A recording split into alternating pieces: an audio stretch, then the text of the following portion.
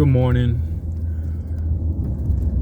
I've done a lot of self-reflection and just looking back at some relationships over the years, and I want to start off by saying sex is never enough.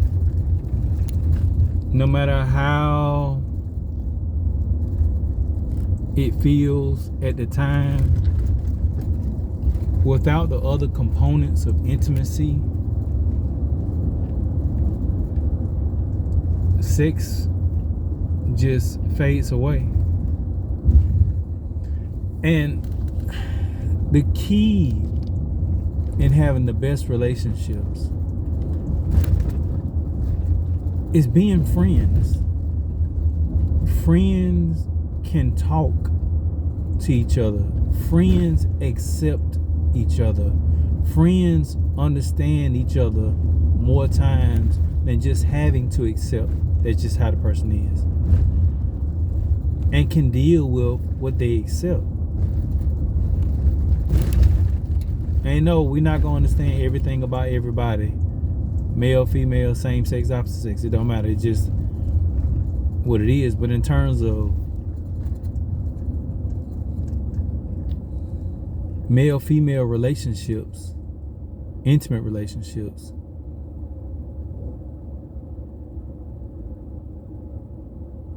sex will never be enough.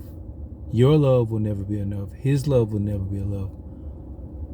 Only you loving through the abundance of God's love will be enough. Only your relationship with God and that person will be enough. But without that three-dimensional love triangle, your own efforts, your laws, your works will never be enough. It's like Jesus coming back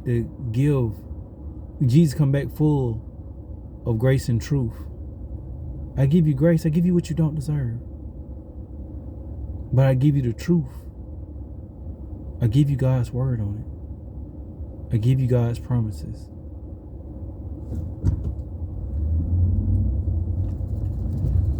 When God tells you a person is not for you, just trust him beyond knowing. Save somebody the heartache and struggle of trying to make something work that will never work. If you don't have the same foundation of love, the same foundation of God's center, your relationship is unequally yoked. It don't matter about how much money you make. It don't matter about what side of the tracks you come from. But it does matter your God foundation. It does matter about your core beliefs. It does matter about what you define as love, which is not a feeling. And I said this in a previous video and I got it from something I saw. It was something. Anyway, I can't even remember who I referenced on, but the point is, we yell because we're not being heard. When you're really connected in love, a simple thought will move that person, or a whisper, and you can hear each other.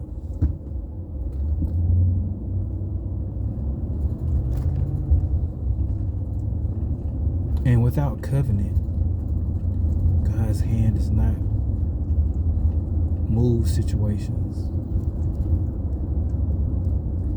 Look at your character in relationships. Truly look at your character in a relationship. And look at your character in other relationships. You are always the common denominator. You are always the common denominator.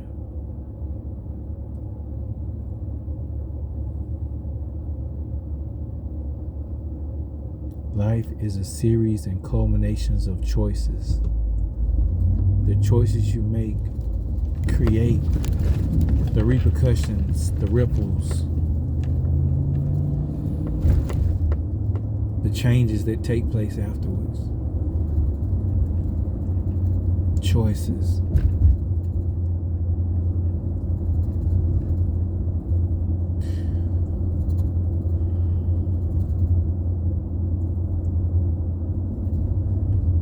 It's so much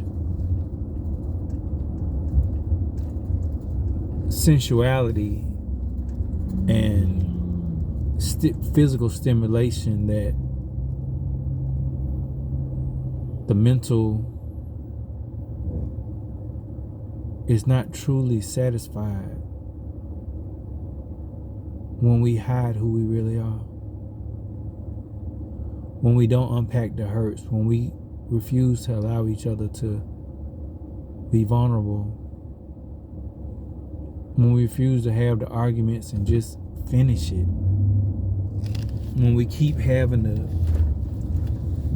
fight little points while a person is just trying to make a simple statement, and we complicate things and snowball things because we got to have it our way.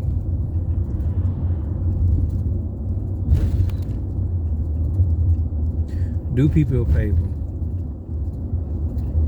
If you can't love them, let them go. Let them find that person who can. Let them go through whatever they need to go through. My ex-wife taught me the most priceless lesson.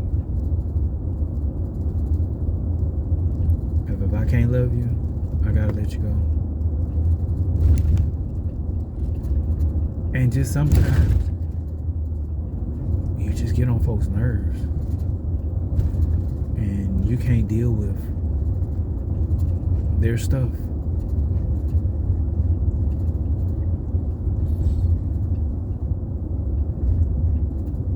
The most powerful thing you can do is have a relationship with God enough to love the one you said you committed to. That's grace. And that's mercy. Because God will let you know when to let things go. And when we keep trying to put things in laws, we push God out of the way and say, I can do this without God. You can't do nothing great without God. You can take a bath unless you're handicapped.